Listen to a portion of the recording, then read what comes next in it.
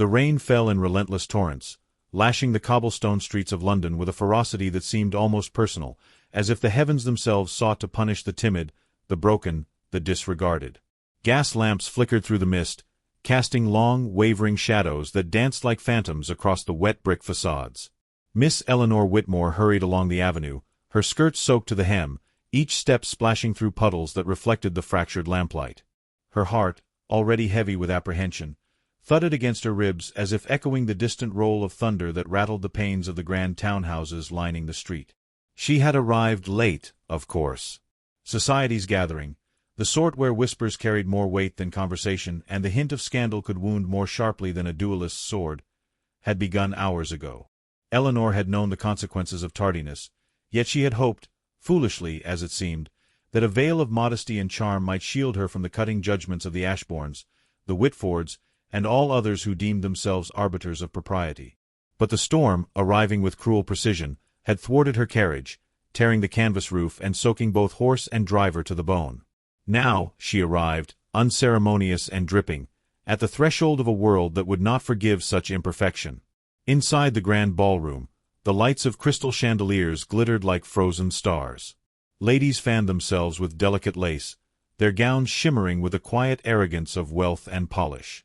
Gentlemen lounged in clusters, sipping amber liquors, their posture impeccably indifferent, their gazes sharp with judgment. Eleanor's entrance, sodden and trembling, did not go unnoticed. Heads turned, and the flutter of whispered comments brushed against her like a knife. "Whitmore, is it? How unfortunate," came the sharp voice of Lady Ashbourne, high and inflexible, the corners of her mouth pinched into perpetual disapproval. Eleanor's ears burned as the words, sweetly venomous, wrapped themselves around her name. Her mother's debts, her father's misadventures, the lingering shadow of a scandalous uncle, all of it whispered along with the rustle of silks and the faint scent of roses and candle wax. Eleanor's face, pale and soaked, betrayed her mortification, and she felt the gaze of the room settle upon her as though the very walls had conspired against her. She tried to smile, a feeble curl of the lips intended to signal dignity, yet it faltered. Her shoes, delicate and inappropriate for the storm, squelched audibly as she crossed the threshold, drawing another subtle murmur from the crowd. She had rehearsed her bow, her greeting, the careful modulation of her voice, yet the cruel arithmetic of circumstance rendered all preparation meaningless. The storm outside mirrored the chaos inside her. Thunderclaps of judgment, lightning strikes of public attention, the wind of whispered ridicule tearing at the last defenses of her pride. A gentleman, tall and distinguished, inclined his head with a polite, almost perfunctory nod, and Eleanor seized it as a lifeline. Perhaps he would rescue her, even in small measure, from the suffocating scrutiny. But he offered no conversation, merely a glance that acknowledged her presence without granting it warmth.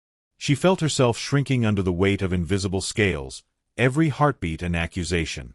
Her cheeks, wet with both rain and the sting of humiliation, burned with a heat that the chill could not dispel.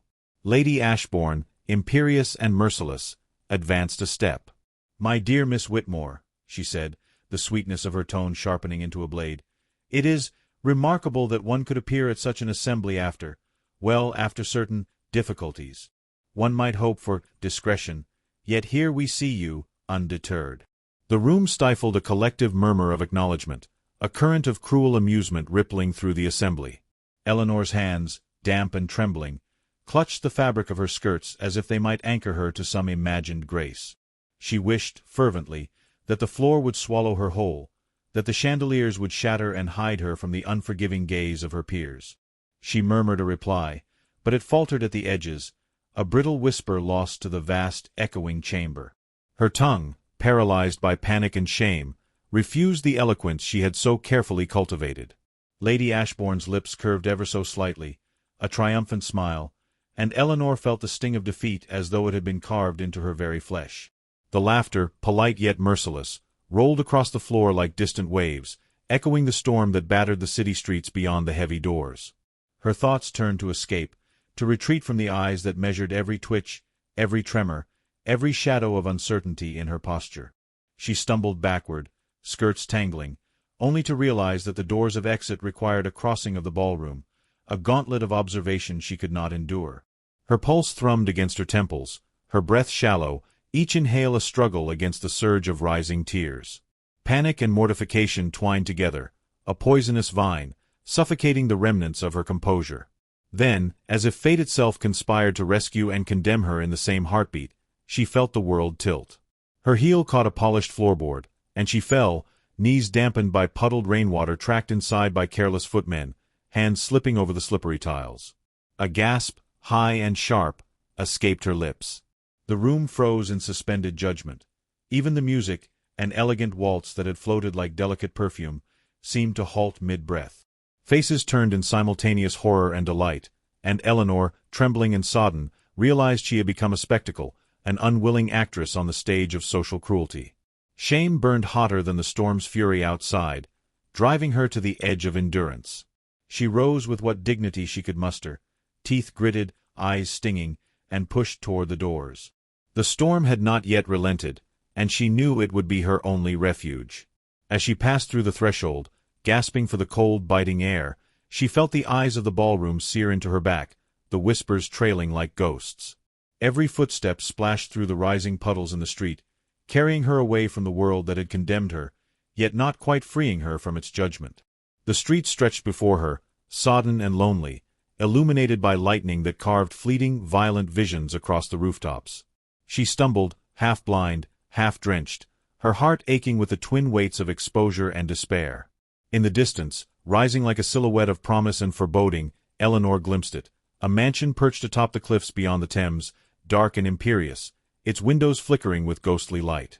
The wind tugged at her skirts, as though urging her forward, whispering that here, perhaps, just perhaps, she might find shelter or peril or both.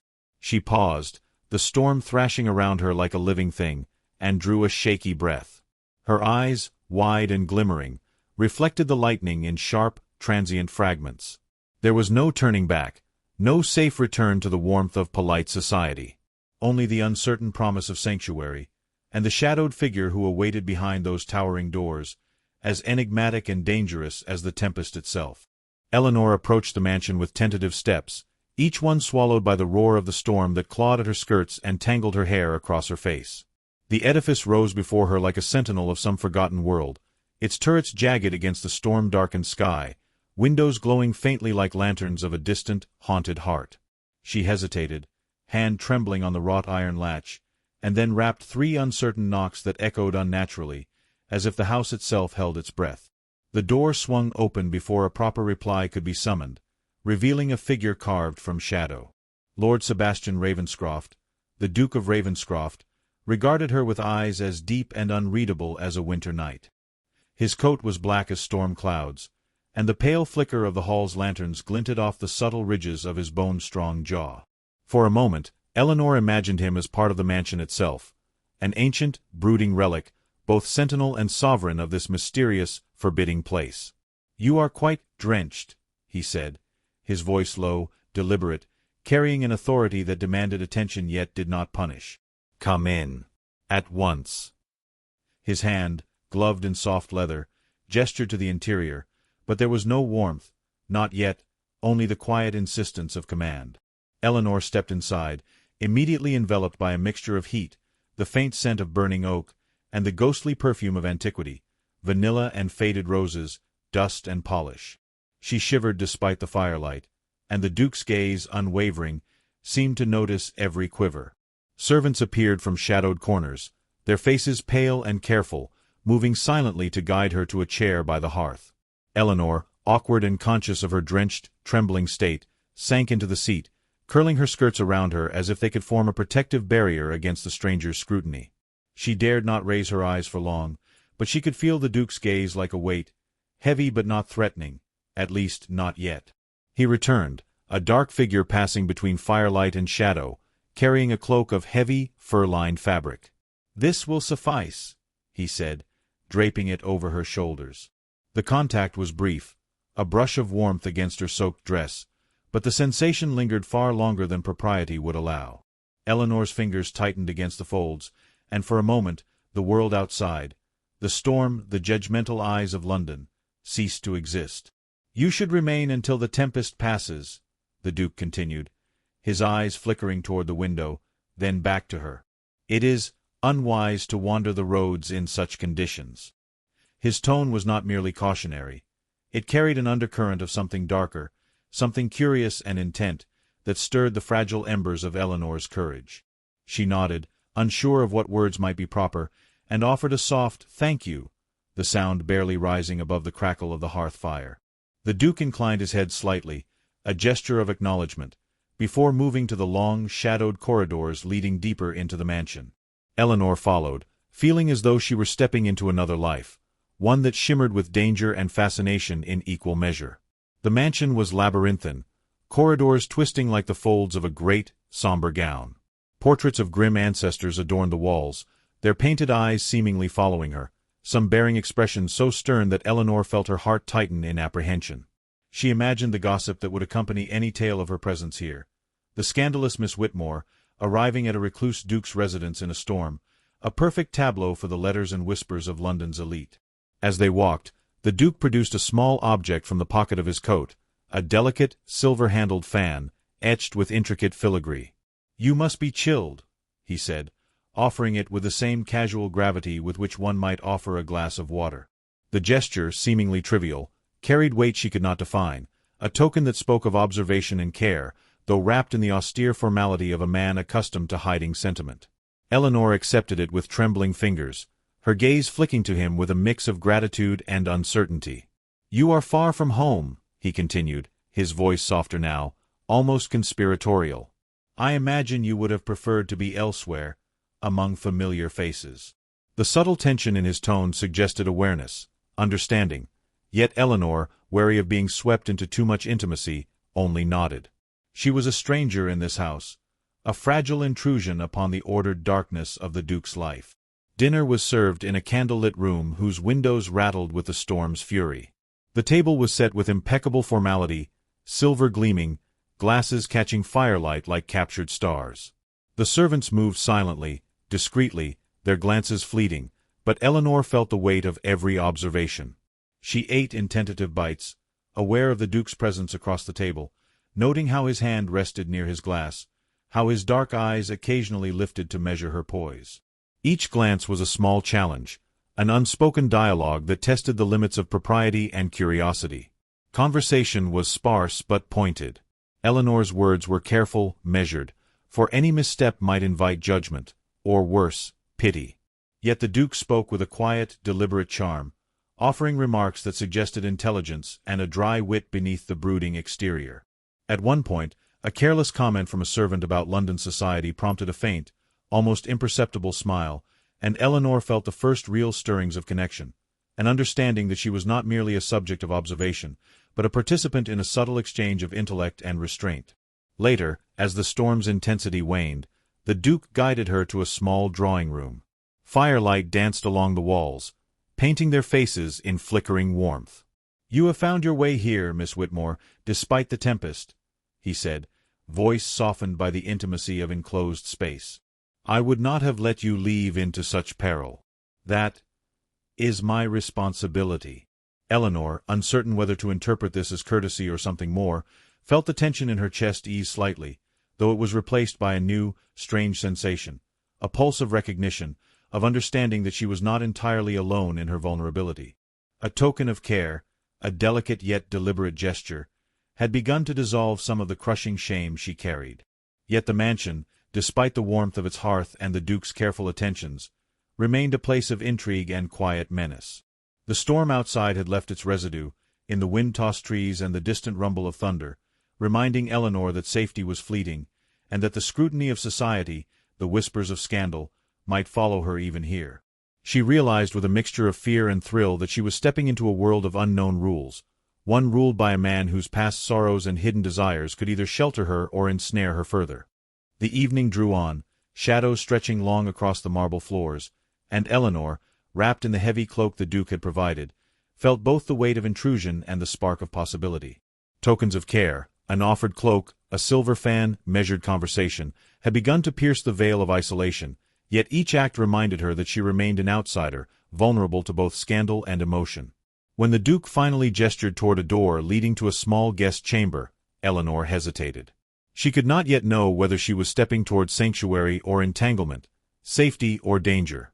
Her heart beat in quiet, anxious rhythms, and as she crossed the threshold, she cast one final glance at the Duke, brooding, enigmatic, impossibly compelling.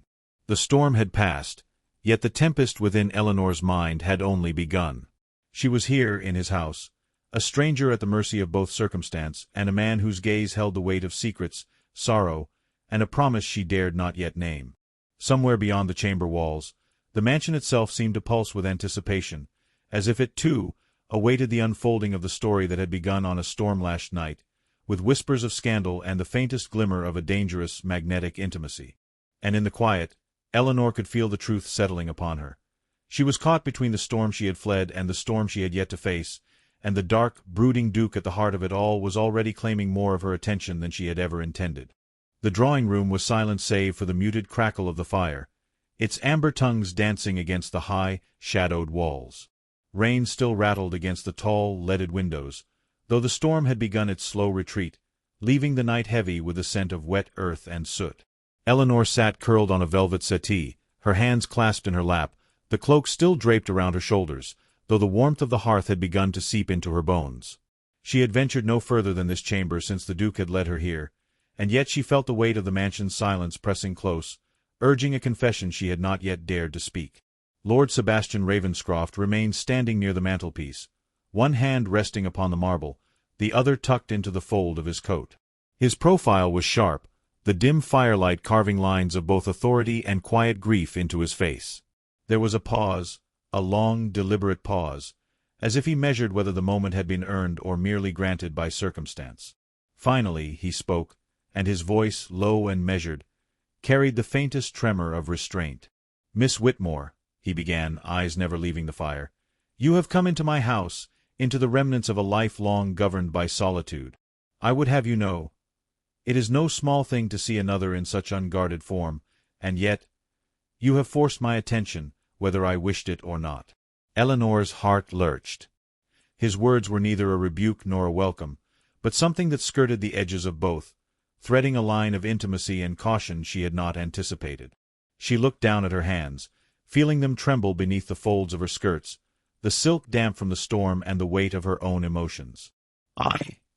She began, then paused, swallowing the rising tide of shame that threatened to undo her. "I had nowhere else to go. The storm." "The storm brought you here," he finished for her, and for the first time his eyes, dark and fathomless, lifted to meet hers. There was no judgment there, only acknowledgment, and a flicker of something unspoken that made Eleanor's pulse flutter like a caged bird. "And yet, you appear not merely as a survivor of circumstance, but as one who insists upon being seen. That is unusual." His gaze softened imperceptibly, and Eleanor felt a stir of courage, fragile but undeniable, rise within her chest. "I am not accustomed to being observed without reproach," she admitted, voice low, hesitant, yet carrying the faintest trace of defiance. Her confession hung between them, fragile and unprotected, yet somehow it was met with neither ridicule nor dismissal. Instead, the Duke stepped closer, and the air seemed to thicken with a gravity that drew them together while maintaining a careful, almost sacred distance. "There is sorrow here," he murmured, gesturing vaguely toward the hearth and the shadowed corners beyond. "And yet, also, resilience. You are unlike the others who pass through my life with frivolous concern for appearances. You matter, whether you know it or not." His words were weighted, deliberate, and Eleanor felt the invisible chains of her self-doubt begin to loosen, just slightly. She dared to raise her eyes, meeting the depth of his gaze, and found there a reflection of her own vulnerability, tempered with something far older, far more sorrowful than she had anticipated. She began again, faltering, "I am often overwhelmed. I am unworthy of attention, of regard. I am a woman who stumbles through life, hoping not to be seen, and yet, here I am." Her voice cracked, and she pressed her fingers to her lips as if to silence the confession, but the Duke's gaze held hers steady, unwavering, patient. "You are not unworthy," he said quietly, each syllable deliberate, carved into the space between them like a promise and a warning. "And yet, you are aware of how the world measures a woman such as yourself. That awareness, it sharpens every step, every glance, every whispered word. "It is a burden I know too well." He gestured, faintly, to the shadows in the corners of the room, where portraits of his ancestors looked down with austere judgment. "I, too, have been watched, constrained, defined by what others expected rather than what was true. And so I understand, perhaps more than you imagine, the weight you carry." The word settled over Eleanor, strange and unexpected, yet comforting in a way she had not thought possible. She felt her chest loosen, her shoulders drop slightly, and for the first time in hours, or perhaps years, she allowed herself to breathe without fear of reproach. Her eyes lingered on him, and she noticed the faint tremor at the corners of his mouth, the subtle tension in his stance, and realized that his calm exterior was not impermeable. He, too, bore scars unseen, sorrow that had not been absolved. A silence stretched between them, heavy and intimate, broken only by the soft hiss of the fire. Eleanor's mind, usually sharp with self-reproach, found itself unmoored, floating in the tentative trust she had begun to place in this man. She felt a warmth toward him, complicated and hesitant, a recognition of shared solitude and unspoken longing. The mansion itself seemed to lean in closer, shadows deepening, walls contracting, as though acknowledging the fragile trust forming in the space between them. "You have allowed me to see you as few have," the Duke continued, voice barely above a whisper, yet clear in the hush of the room. "And I do not take that lightly. You should understand that whatever transpires here will be tempered by discretion, by the respect I am capable of offering. Yet I must admit—" His gaze sharpened, dark and intent, and Eleanor felt the pull of something unnameable, magnetic, a gravity she could not resist. "I find myself unwilling to let you leave tomorrow, or the next day, or perhaps ever, without the knowledge that your presence changes this house, and me, more than I anticipated." Eleanor's breath caught. The words, wrapped in restraint yet electric with meaning, struck at the fragile walls she had built around herself. She had fled the storm seeking merely shelter, yet she had discovered instead the possibility of connection, of being understood, and perhaps even of being valued beyond the measure of society's judgment. Her hands, resting in her lap, tightened imperceptibly around her skirts, a nervous gesture, a tether to the courage she had barely summoned. I do not know what to say," she admitted, voice trembling with emotion and the weight of the moment. "I am unpracticed in such discourse, and yet, your words, they reach me in ways I did not imagine possible."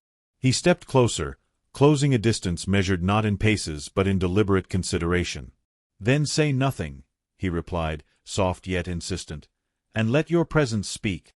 That will suffice." His eyes held hers, unyielding, yet patient, and Eleanor felt a curious thrill, a mixture of fear and exhilaration, that her heart might leap entirely beyond her control. The room, though enclosed and shadowed, seemed to expand around them, a vessel for the nascent trust, the fragile intimacies, the first inklings of a bond neither had expected but could no longer deny. Outside, the rain had softened, drumming lightly against the glass, a quiet accompaniment to the storm of emotion within. Eleanor realized, with a shiver that was part dread and part anticipation, that she was no longer merely a visitor or intruder. She was becoming something more, entwined in the gravity of a man whose sorrow and mystery drew her despite her caution, despite the world she had fled. And as she met his gaze, lingering and intense, she understood that the true tempest, the one of emotion, desire, and revelation, had only just begun, waiting to sweep through the quiet, shadowed halls of the mansion, and through the fragile heart she had placed in the care of the dark, brooding Duke. Dawn had arrived softly, almost reluctantly, spilling pale, silver light across the sweeping gardens of Ravenscroft Manor. The storm of the previous night had left the world washed and shimmering. Raindrops clung to the petals of the hedges, and the stone pathways glistened with the sheen of rain yet unabsorbed. Eleanor emerged onto the terrace, the cool morning air brushing her damp hair across her cheeks. She pulled her cloak tighter, though her heart thrummed with warmth no fire could provide. The mansion, with its turrets clawing at the sky, seemed less foreboding in the gentle light, yet the weight of unspoken truths lingered like the mist curling over the grass. Lord Sebastian appeared at the edge of the terrace, dark coat still dusted with last night's storm, his eyes catching the pale light with an intensity that drew Eleanor's gaze immediately. He moved toward her with that measured, silent step that had always carried authority and restraint, yet now each step seemed to pulse with urgency, as though the world itself held its breath. She felt herself shiver, not from cold, but from the tension that had accumulated between them, quiet and insistent, a charge that had grown through whispered conversation and stolen glances. "Miss Whitmore," he began, voice low and even, yet threaded with an intensity that vibrated in her chest. "We have spoken at length of restraint and propriety, of the judgments of others. But I can no longer withhold the truth of my regard." He paused, searching her eyes as though to measure the weight of his confession against the fragile hope that lingered there. "You have entered this house a stranger, a tempest-driven guest, yet in the brief hours of your presence, you have unsettled my solitude in ways I cannot dismiss." Eleanor's breath caught. Her pulse quickened, a fluttering that mirrored the trembling of the leaves in the wind. The morning light illuminated the fine curve of his jaw, the shadowed depth of his eyes, and she felt the gravity of his words settle like an anchor in her chest. "My lord," she whispered, unsure whether she should speak or remain suspended in the space between the unspoken and the declared. "I am but a visitor. My presence is transient, forced by circumstance rather than design. I cannot—" "You may not intend it," he interrupted softly, yet with undeniable force. "But you have touched something in me, Eleanor. The solitude I have cultivated, the grief that has been my constant companion, has met its match in your courage, your presence, your very essence. I cannot allow you to leave without knowing, without understanding, that you have claimed a place in my heart that no prudence or propriety may dislodge." Her lips parted in disbelief, in wonder, and a surge of emotion threatened to undo the careful composure she had fought to maintain. She had fled the storm seeking safety, and yet now she found herself at the center of a confession that left her both terrified and exhilarated. Her voice, when it emerged, was a trembling thread, yet it carried a sincerity born of months of isolation and silent longing. I never imagined that I could be seen so, truly so, wholly." The Duke stepped closer, and Eleanor felt the pull of his presence like gravity itself, irresistible yet measured, controlled yet charged with intent. He extended a hand, not as a gesture of propriety, but as an offering of connection, a bridge over the chasm of fear and doubt that had separated them. "You must know," he said, "that no shadow of society, no whisper of scandal, may diminish what I feel. You have awakened me from the darkness I had mistaken for sanctuary. You are my dawn, Eleanor." Tears pricked at the corners of her eyes, hot and sudden, and she could not look away from him, could not retreat from the vulnerability he had drawn from her. "And I," she whispered, voice trembling, "have found in you a solace I did not believe I could encounter. The world may judge me, may scorn the choices I have made, yet here I am seen without reproach. I wish to remain, though fear clings to me still." He closed the distance fully, the space between them charged with quiet intensity. His fingers brushed against hers, tentative yet deliberate, and the contact ignited a flutter deep in her chest, a recognition of shared longing that neither had dared name until now. "Remain, then," he said, his tone firm, magnetic. "Remain, and allow this house, these halls, and my heart itself to be your sanctuary. Let the world speak. It holds no dominion here over what is true between us." The terrace seemed to tilt, light and shadow blending with the heat of their proximity, the scent of wet earth and firewood mingling in the crisp morning air. Eleanor, though trembling, allowed herself to reach for his hand, feeling the warmth of his skin, the strength restrained within it. "If I stay," she said, "it will not be as a shadow, not as a secret to hide. I wish to exist here, wholly, though the world may find it scandalous." His eyes darkened, a flicker of admiration and relief crossing the depths of his gaze. "Then you shall exist as you please, Eleanor. Free of the judgment of others, free of the chains that have bound both our lives. Here we may discover what is ours by right of heart, not by expectation of society."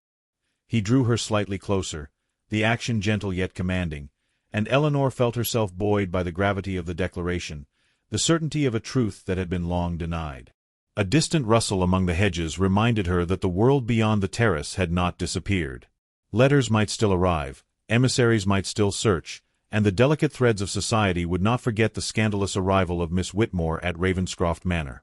Yet for this moment, she was anchored in the certainty of his regard, the knowledge that she had crossed the threshold into a life not dictated by judgment, but by intention and desire. "You have claimed more than a room in this house," he whispered, voice soft yet resonant, carrying through the terrace and into the depths of her mind. "You have claimed a place in the chambers of my heart, a sanctuary I believed lost to me forever. Do not doubt this. Do not fear it. And know, I will protect it, even if all else turns against us." Her chest swelled with emotion, a mixture of relief, hope, and a fragile exhilaration that made her knees tremble. I will trust you," she said, voice barely above a murmur. "Though fear has always been my companion, I will trust you with my presence, with my heart." A quiet understanding passed between them, unspoken yet absolute. The Duke lifted her hand, pressing it gently to his lips, a gesture both formal and intimate, binding promise and desire in a single eloquent act. The terrace, the gardens, the glistening remnants of the storm, all faded into the background of their mutual recognition, that the tempest of life could rage, but within these walls, between these two hearts, a sanctuary had been forged. And yet, even as Eleanor allowed herself to breathe in the weight of declaration, a shadow lingered in the corner of her mind. Letters, society's whispers, the inexorable march of expectation, they had not been silenced, merely delayed. She glanced briefly toward the distant road winding through the mist-laden gardens, and a shiver ran through her, not of doubt, but of anticipation. There were trials yet to come, revelations yet to unfold, and the promise of a love both daring and dangerous that had only just begun to bloom amidst the storm and shadow of Ravenscroft Manor. The morning sun had begun to pierce the mist lingering over Ravenscroft Manor, casting the gardens in hues of gold and silver that danced upon the damp leaves. Eleanor stood at the terrace's edge, the wind tugging gently at her skirts, her heart still thrumming from the weight of yesterday's confessions. The storm of the night before seemed a distant memory now, yet its shadow lingered, a reminder that the world beyond the manor still waited with its whispers and judgments.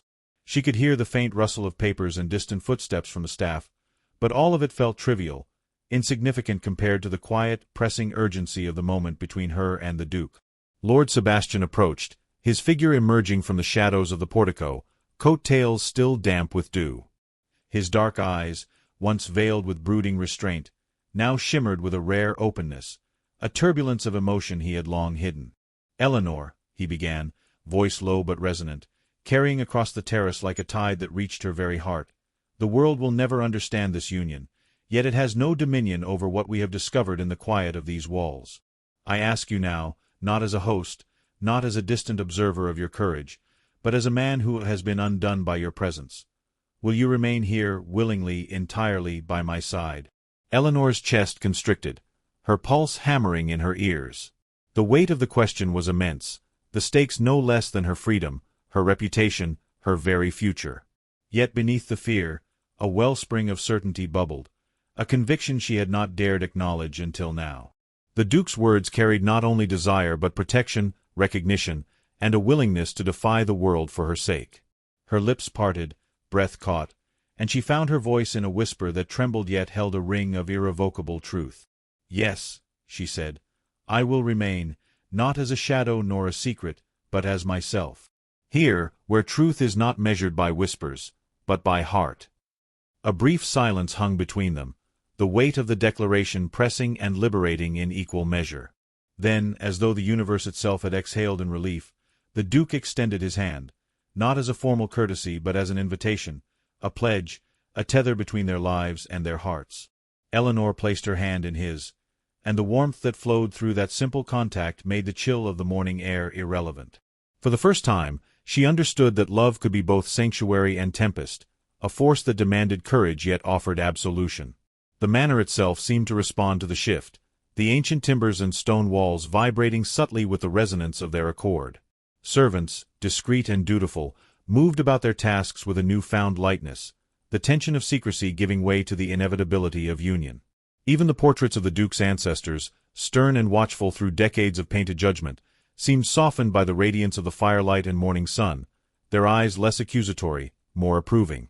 Eleanor drew a shaky breath, feeling as though she had not only crossed the threshold of a house but of a lifetime, stepping fully into a realm where her worth was no longer measured by the faint, cruel whispers of society. Yet no story worth its measure is without its final test. A sudden clatter of hooves on the gravel path below startled her, and she turned just in time to see a carriage approaching the front gates. A letter, long delayed, or a messenger of London's ever-watchful elite. Eleanor could not discern which, but the reminder of the world's scrutiny pressed sharply against the fragile bubble they had created. The Duke followed her gaze, his hand tightening around hers, the shadow of past caution briefly darkening his features. "The world intrudes even here," he murmured, voice taut, yet firm. "But we shall meet it together." Eleanor nodded, feeling courage well within her as she looked up at him. "Then let it come," she said, her tone steadier than she had anticipated. "We will not falter. We have found something beyond judgment, beyond fear. Let the world witness it, or not, it matters little, for we have discovered truth." Sebastian drew her closer, the space between them charged with anticipation and certainty. His fingers traced a delicate path along the line of her jaw, tilting her face slightly so that their eyes met fully. "You are mine, Eleanor," he whispered, a declaration of ownership tempered with reverence. "Not by force, but by the irrevocable pull of our hearts. Whatever storms follow, we shall endure them, for this, what we have found here, cannot be undone." The terrace seemed to expand around them, the morning light framing the intimate intensity of the moment. Eleanor could feel the pulse of the house beneath her feet, the echo of the firelight from the hearth within, and she realized that the world outside could rage as it might. She and the Duke had carved a space beyond judgment, a sanctuary of truth and passion. Her fingers laced through his, their grip gentle yet firm, and she let herself be guided closer to the heart of the mansion, where the shadows had once intimidated, and now welcomed her with warmth and promise. A sudden gust of wind swirled around them, lifting strands of her hair and carrying with it the faint scent of wet stone and roses from the gardens below. The Duke's hand moved to rest lightly on her shoulder, grounding her, anchoring her in the certainty of his presence. "We shall meet the world, Eleanor, but it will not unmake us," he said, voice steady and unyielding.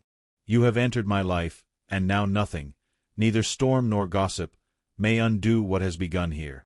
Her lips curved in a small, trembling smile, the weight of weeks, months, and years of fear and expectation falling away. She allowed herself a deep breath, inhaling the mingled scents of rain, stone, and the faint trace of his cologne, realizing that she had never known such complete surrender to trust, nor such profound recognition of her own worth. The Duke's presence was no longer merely a source of fascination or quiet intrigue. It was a refuge, a revelation, a challenge she welcomed. He took a step back, surveying her with that same intensity that had drawn her attention from their first encounter, and then bowed slightly, a gesture of formal respect that belied the intimate truth of their bond. Eleanor's hand remained in his, a tether between certainty and desire, and she realized that this moment, the declaration, the acceptance, the acknowledgment of love, was not the conclusion but the beginning of a life they would forge together, in defiance of expectation and judgment. The sound of the approaching carriage grew louder, wheels scraping against gravel, horse hooves ringing like distant thunder. Yet neither Eleanor nor Sebastian flinched. Their fingers remained intertwined, their eyes locked, hearts synchronized in the quiet triumph of mutual recognition. The world beyond Ravenscroft Manor could arrive in all its fury, or it could remain silent. They were prepared, together, for whatever came next. Eleanor lifted her gaze to meet the Duke's fully, the light of morning illuminating every nuance of his features, the shadowed intensity, the faint tremor of relief, the hard-earned warmth beneath the brooding exterior. "Then let it come," she said once more, softly but with unwavering determination. "Let it come, for we are unafraid. Whatever the world may demand, we shall endure. Together." Sebastian inclined his head, lips brushing her knuckles in a silent, eloquent promise. "Together," he echoed, the single word carrying the weight of centuries of restraint and sorrow, now transformed into the certainty of shared resolve. And in that moment, the mansion itself seemed to breathe, the walls no longer oppressive, the shadows no longer forbidding. Ravenscroft Manor had become a sanctuary, a vessel of hope, passion, and unspoken promise. And yet, even as they stood there, hands entwined, hearts laid bare, Eleanor could not shake the feeling that the storm they had fled was merely the prelude to another. A tempest not of rain and thunder, but of secrets, expectations, and the unrelenting eyes of the world. Her gaze swept the horizon, lingering on the distant road winding through the mist-laden gardens, and a shiver of anticipation and thrill ran through her spine.